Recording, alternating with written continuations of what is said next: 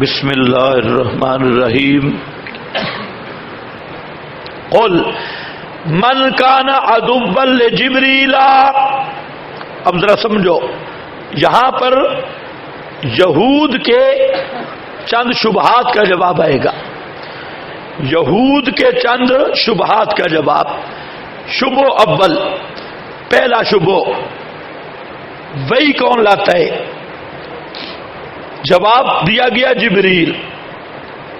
تو کہنے لگے، اعتراض کیا کہ جبریل ہمارا پرانا دشمن ہے، اس نے بخت نصر کی ہمارے خلاف مدد کی، اس لیے ہم نہیں مانتے. آج بھی یہودیوں کے ہاں جبریل پر بڑے شکوے ہیں. بس یہ شبہ تھا. یہاں ضمناً ایک بات سمجھو، بعض تفسیروں میں یہاں آپ کو ایک واقعہ ملے گا کہ حضرت عمر فاروق رضی اللہ تعالیٰ عنہ مدینہ منورہ یہودیوں کے مدرسہ میں گئے.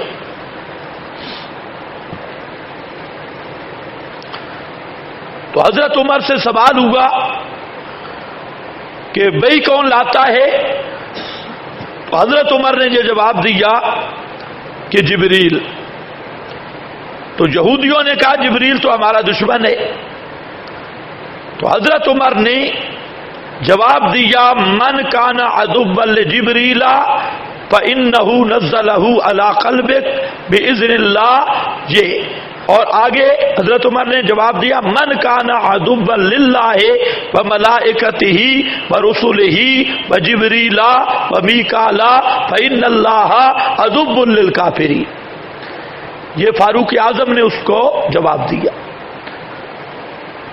تو بعد میں انہی الفاظ کے ساتھ قرآن نازل ہوا. توجہ ہے آپ کی میری طرف؟ پہلے یہ الفاظ کس نے کہے؟ حضرت عمر نے. اور اس کے بعد انہی لفظوں سے قرآن کیوں نہیں بولتے؟ قرآن نازل ہوا. یہاں عبد الرحمن ایک راوی ہے اس روایت کا، وہ یہاں لکھتا ہے، یہاں کہتا ہے گویا کہ پہلے وہی حضرت عمر پہ آئی اور پھر نبی پاک پر.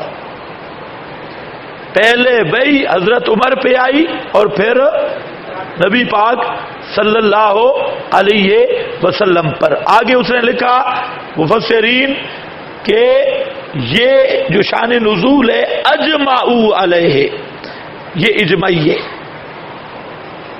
اس پر اہل تشیع نے اعتراض کیا، اور واقعی بات ہی ایسی زہریلی ہے، اس میں اتنی خرابیاں ہیں.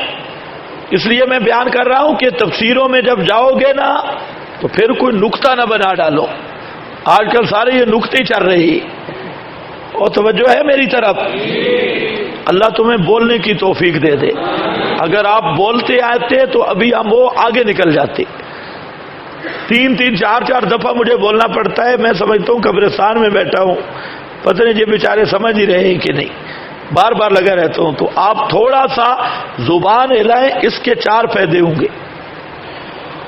تھوڑا سا زبان، ایک فائدہ یہ ہوگا کہ سبق آگے چلے گا. دوسرا فائدہ یہ ہوگا کہ آپ کو نیند نہیں آئے گی، سستی. تیسرا فائدہ یہ ہوگا کہ شیطان دور بھاگے گا.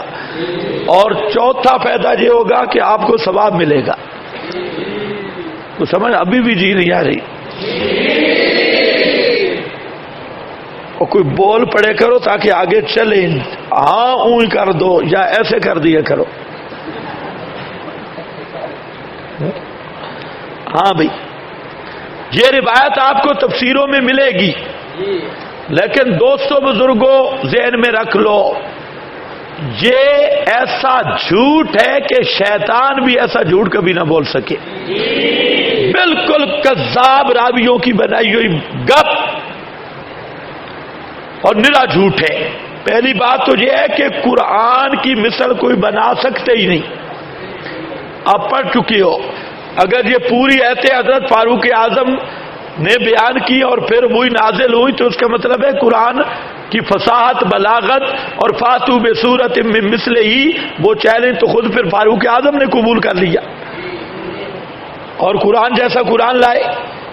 یہ کتنا بڑا کفر ہے. پتہ میں حیران ہوں ان مفسرین حضرات پر کہ ایسی گندگی کو تفسیروں میں لاتے کیوں ہیں، اور اس کو پھر کئی خطیبوں کے ہاتھے جب چڑھتا ہے تو وہ شان فاروق اعظم میں بیان کرتی ہے. صحیح مواد تو ان کے پاس ہے نہیں.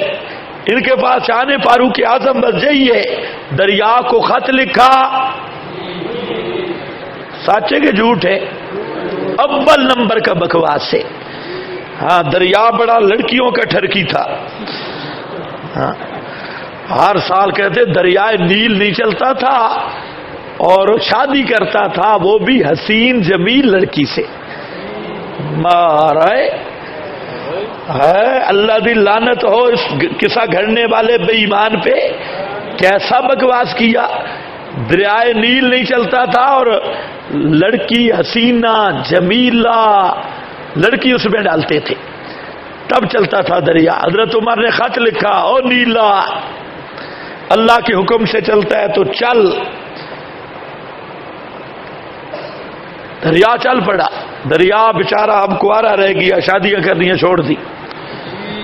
یعنی دماغ خراب ہے، عقل و فطرت کے بھی خلاف، اور کوئی سند بھی کوئی نہیں اس پہ. اور پھر گپو ٹیشن ادھر ہندوستان میں ایک دریا تھا وہ بھی لڑکی لیتا تھا اور فلاں. یہ پانی کب کے لڑکیوں سے شادی کرنے لگ گئے ہوئے.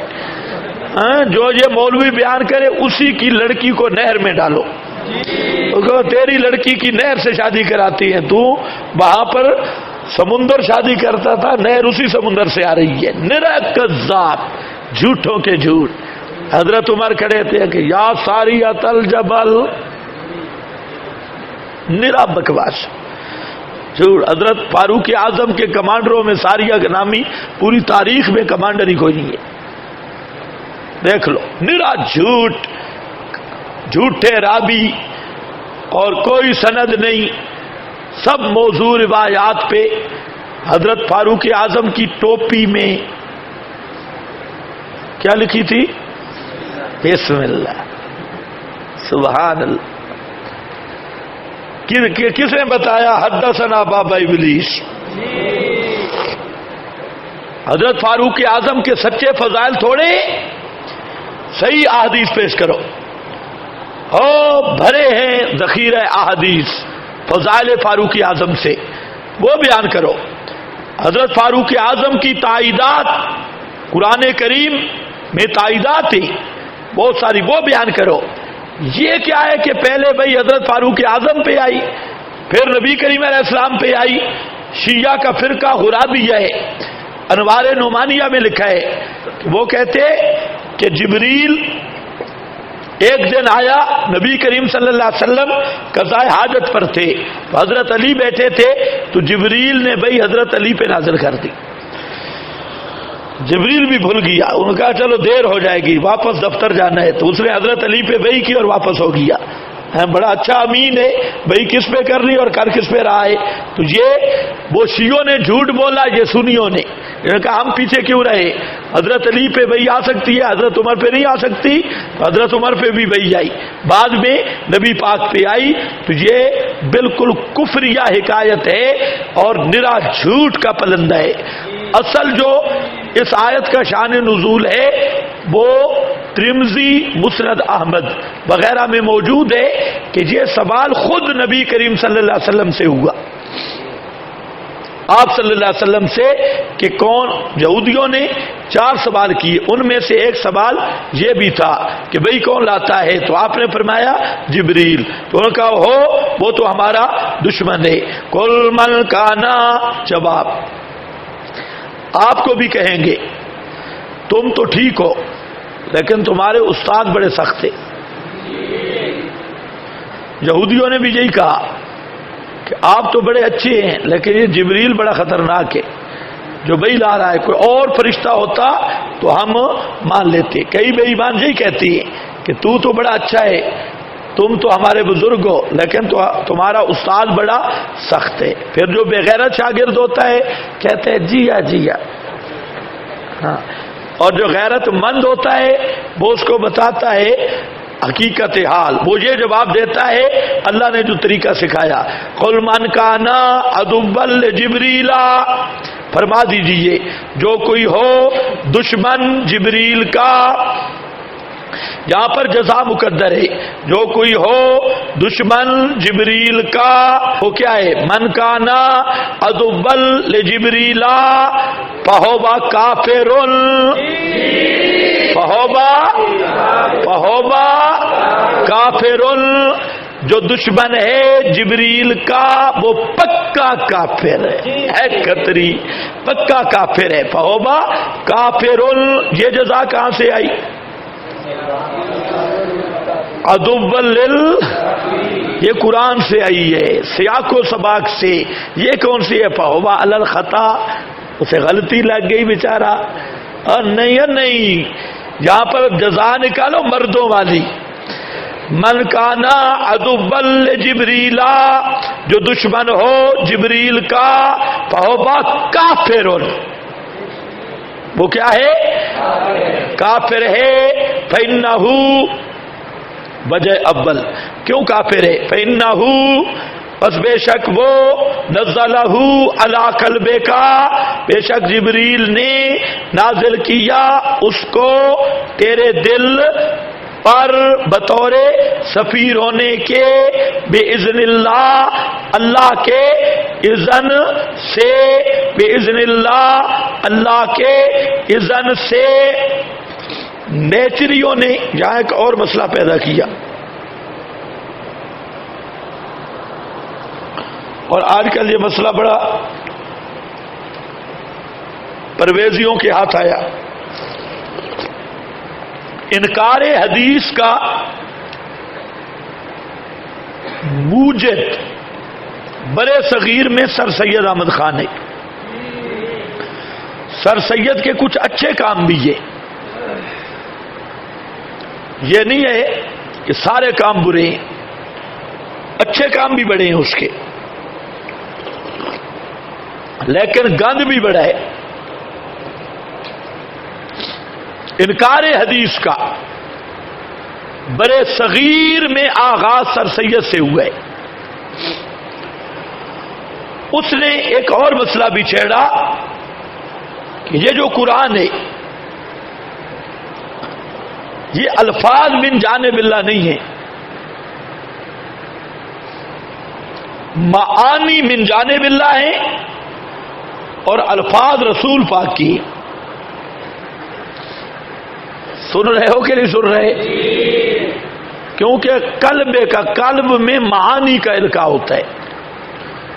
اس لیے یہ قرآن جو ہے، یہ جو مولوی کہتے ہیں کہ وحی کی صورت ہے کہ نظم مانا دونوں منزل من اللہ ہیں. کیوں بزرگوں سو رہے ہو یا نسوار رکھ رہے ہو؟ ہاں بھائی، اچھا، منزل من اللہ ہے. اس نے کہا نزلہ علی قلب کا، تو ہم کہتے ہیں چلو قلب کا تو نے دیکھ لیا، تو نزلہ کا کیا معنی ہوگا؟ ایک دوسرا قرآن کریم کا دوسرا مقام ہے، لا تحرک بھی، یہ وحی کی کیفیت ہے، اس کے دوران کی بات ہے. اگر صرف معانی کا القاء ہوا تو لا تحرک بھی لسانک کا کیا معنی؟ پھر قلب سے تعبیر کیوں کیا؟ اس لیے کہ محل وعاء یہ قلب ہے. وعاء کا معنی محفوظ کرنا، محل وعاء یہ کیا ہے؟ قلب. تو اس لیے نزلہ علی قلب کا آیا، ورنہ قرآن لفظ معنی دونوں منزل من اللہ ہے. اور یہ وحی کی یہی ترتیب ہے اور اس پر بے شمار دلائل ہیں، صرف میں نے آپ کو اشارہ کر دیا وہاں جو کیفیت ہے لا تاجل لتاجل ابھی، وہاں پر جو آ رہا ہے تو وہ پوری آیت انشاءاللہ میں بات ذکر کروں گا کہ اس سے سر سید کے سارے شبہات کا جواب اسی میں موجود ہے۔ اور جہاں پر بھی فَإِنَّهُ نَزَّلَهُ عَلَى قَلْبِكَ، بس بے شک اس جبریل نے نازل کیا اس قرآن کو تیرے دل پر بِإِذْنِ اللہ، میں نے کیا کہا؟ بطور سفیر ہونے کے، اللہ کے حکم سے۔ ایک تو جبریل کی دشمنی سے قرآن کا انکار کرنا، یہ کتنی حماقت ہے کہ جبریل تو سفیر الہی ہے اور اللہ کے حکم سے قرآن لا رہا ہے، مصدقاً لما بین یدہ، یہ اوصاف قرآن ہے، مصدقاً جو متقاضی ہیں ایمان بالقرآن کے، اوصاف القرآن جو متقاضی ہیں ایمان بالقرآن کے۔ پہلا بس مصدقاً، بار بار پڑھ چکی ہو، مصدقاً لما بین یدہ، تصدیق کرنے والا ہے ان کتب کی جو قرآن سے پہلے ہیں، ہدن، اور دوسرا ہدن اور ہادی ہے، یہاں پر بھی مصدر مبنی للفاعل ہے، جیسے زید عادل، نری ہدایت ہے، وہ بشرا، اور نمبر 3 بشرا 3، ہاں پہ بلکہ فَإِنَّهُ، یہ پہلی وجہ ہے رد کی کہ قرآن مانو، کیونکہ جبریل لے آیا، اللہ کے حکم سے لایا ہے بِإِذْنِ اللہ، اور دوسرا مصدق ہے یہ قرآن، اور تیسرا ہدایت ہے یہ قرآن، اور چوتھا بشرا ہے یہ قرآن للمؤمنین، واسطے ایمان والوں کے، من کان عدوا للہ۔ اب ثمرہ عداوت جبریلیہ، جبریل کا دشمن کا انجام، من کان عدوا للہ، جو شخص ہو دشمن اللہ کا۔ انہوں نے تو نہیں کہا تھا ہم اللہ کے دشمن ہیں، اہل اللہ کا دشمن اللہ کا دشمن ہے، اہل اللہ کا دشمن جبریل سفیر الہی تھا، اور سفیر کی مخالفت مرسل کی مخالفت ہے، مرسل کی مخالفت مرسل کی مخالفت ہے، اس لیے فرمایا اور جبریل کے ساتھ دشمنی رکھنے والا من کان عدوا، جہاں ایک حدیث کا ٹکڑا ساتھ لے آؤ، من عاد لی ولیا فقد آذنتہ بالحرب، جو میرے کسی ولی سے دشمنی رکھے تو میں اس سے اعلان جنگ کرتا ہوں۔ یہ اب اس کو ساتھ رکھو، من کان عدوا للہ وملائکتہ ورسلہ، ایک فرشتے کی دشمنی، سب فرشتوں کی دشمنی، سب رسولوں کی دشمنی، ایک فرشتے کی مخالفت، اسی طرح ایک نبی کا انکار، سلسلہ نبوت کا انکار، اسی طرح ایک صحابی کی توہین، سب صحابہ کا انکار ہے۔